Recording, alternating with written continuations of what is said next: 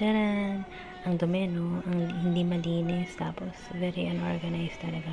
So, ito yung mga sinuuna pa kasi, yung mga sinuuna pa ng mga racks natin eh. So, ngayon nakakita ko sa isang platform na mga storage cabinet kasi ganun talaga yung gusto ko kasi gusto ko hindi siya masyadong naalikabukan yung mga gamit na ko-organize siya. So, akala ko malaki siya pero maliit lang yung dumating pero okay lang.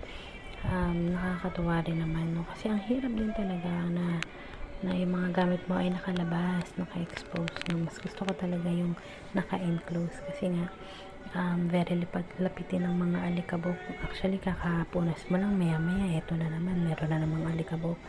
So, kahit na anong ilagay mo dyan, kahit nakasarada yung mga bintana, alikabukin talaga eh.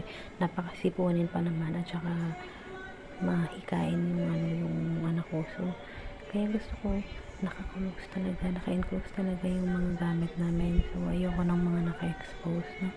Yun nga lang, alam mo sa ngayon talaga, mahirap talaga maglinis kapag meron kang bata. Kaya, kung makakahanap ka ng paraan para alam mo yun, para ma-save yung time, at saka yung mga paglilinis mo, yung mga ganyan.